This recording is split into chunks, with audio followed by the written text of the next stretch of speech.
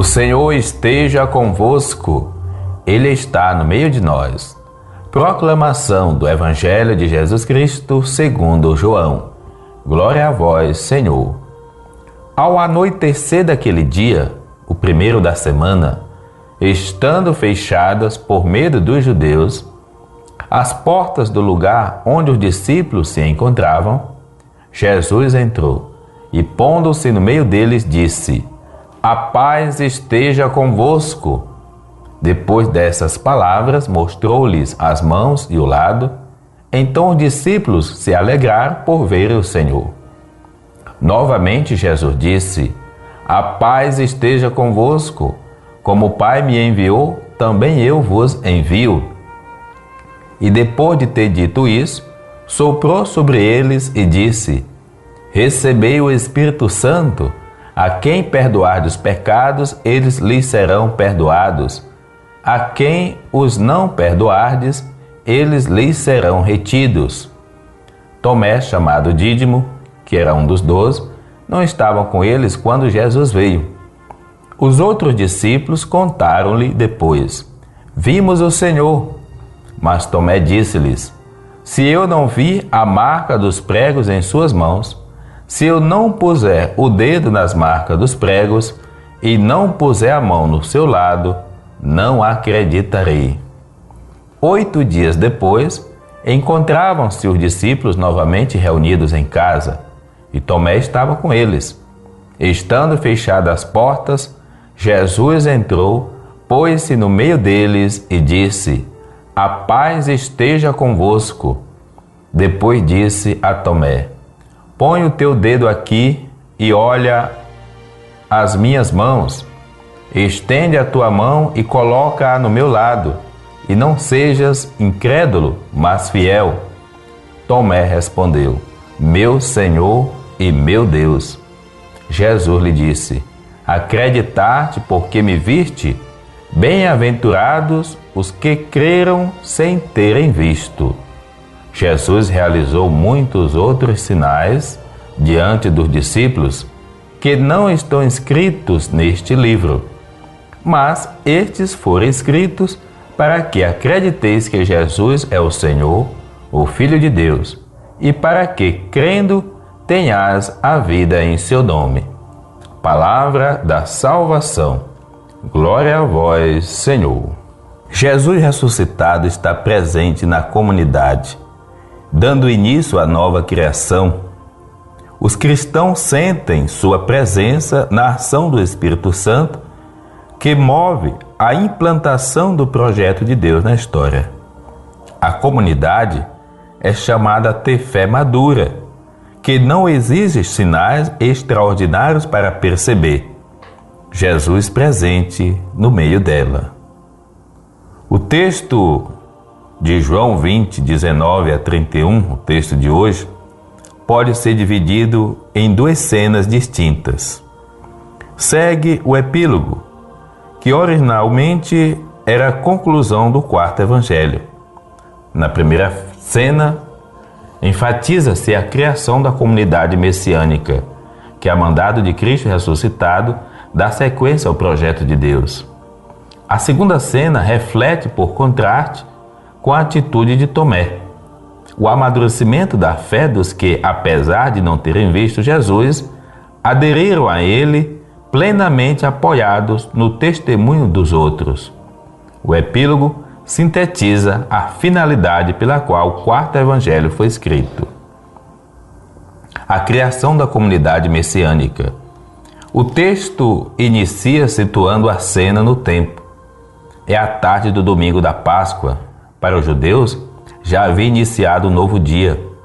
Para João, o autor do texto, contudo, é ainda o dia da ressurreição, a nova era inaugurada pela vitória de Jesus sobre a morte. A referência à tarde do domingo reflete a praxe dos cristãos de celebrar a Eucaristia no dia do Senhor, à tardinha.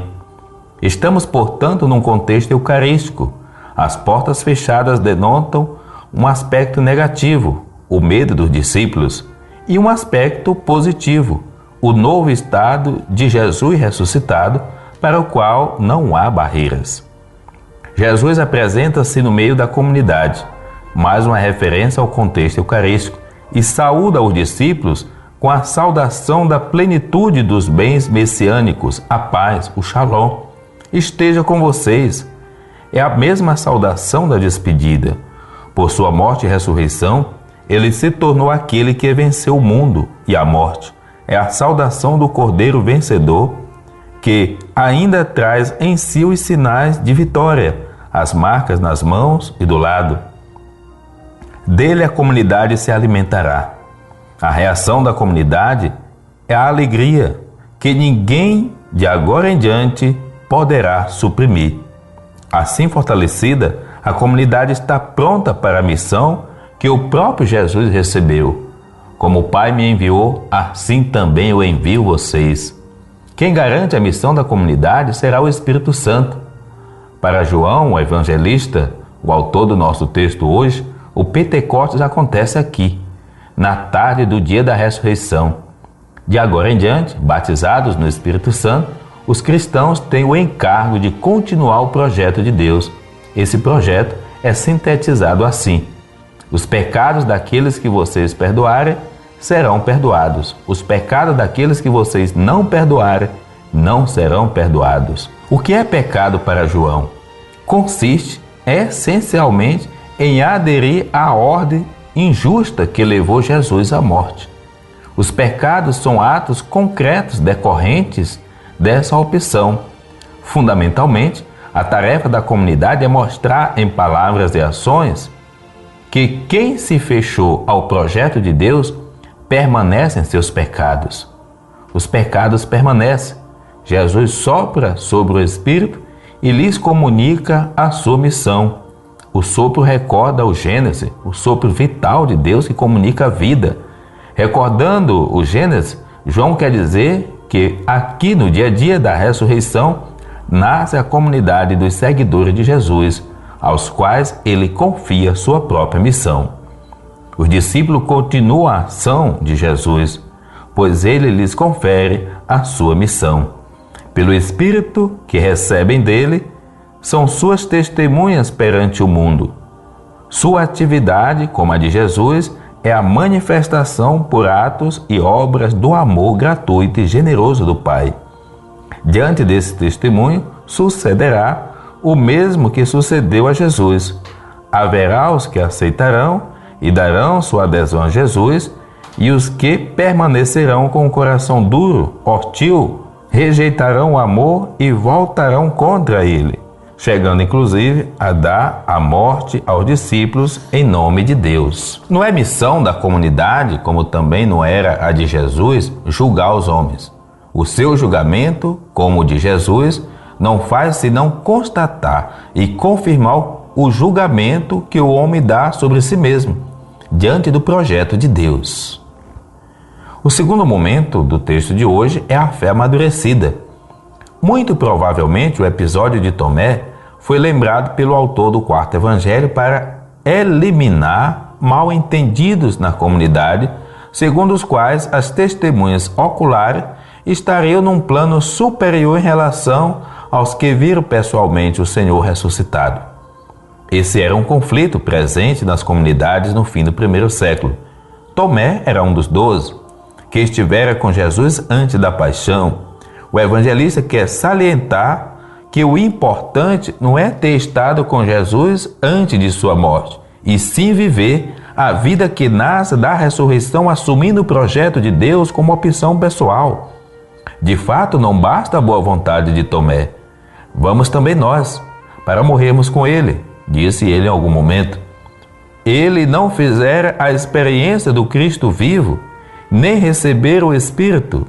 Contrariamente a quanto faziam os convertidos, ele não aceita o testemunho dos discípulos. Sua fé ainda é fraca, não nasce da experiência de amor da comunidade, mas depende dos sinais extraordinários, como aquelas pessoas que, para acreditar em Deus, precisa um grande baque na vida, um grande sinal, um estado de salvação, enquanto que Deus é gratuidade. Deus não nos deve prova alguma. A referência ao oitavo dia denota, mais uma vez, o contexto eucarístico do texto. É o dia da nova criação, da plenitude. Oitavo dia por sua plenitude e primeiro por sua novidade. Para o quarto evangelho, a ressurreição de Jesus se prolonga por todos os dias da história. Digna de nota é a resposta de Tomé: meu Senhor e meu Deus. É a maior profissão de fé do quarto evangelho. Ele reconhece em Jesus o servo glorificado, por isso chama Senhor, em pé de igualdade com o Pai, o Deus. Descobre em Jesus o projeto acabado e Deus o toma como modelo para si. Meu Senhor e meu Deus. É a primeira vez, para o prólogo, em que Jesus é chamado de Deus.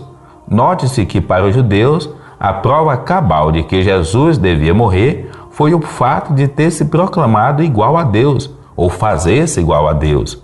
A cena se conclui com a única bem-aventurança explícita no Evangelho de João.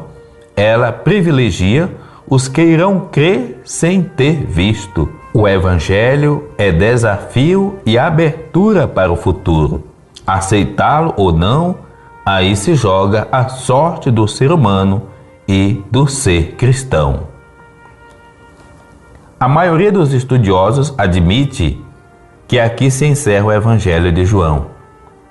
O capítulo 21, que segue, foi acrescentado mais tarde. O epílogo sintetiza a atividade de Jesus marcada por sinais, cuja função é o próprio objetivo do Evangelho: suscitar a fé e a adesão ao projeto de Jesus, o Cristo, levado a cabo em sua morte e ressurreição. Esse projeto é o mesmo projeto do Pai, do qual o Filho é a expressão fiel. Aderindo a ele, as pessoas têm a vida. Neste domingo da misericórdia, precisamos reconhecer que a misericórdia de Deus é extraordinária, infinita, constante por cada um de nós. Somente quem sente a misericórdia de Deus abraçando o seu coração e a sua vida, age também de misericórdia para com o próximo. O problema não é a misericórdia de Deus, ela é infinita. O que falta é a misericórdia entre nós. O que falta são corações que colocam a realidade do outro dentro de si para poder acolher e compreender e com ele crescer. Feliz Páscoa, que ela continue em nossas vidas, nos abençoando, nos renovando, nos fazendo novas criaturas. Em nome do Pai, do Filho e do Espírito Santo. Amém.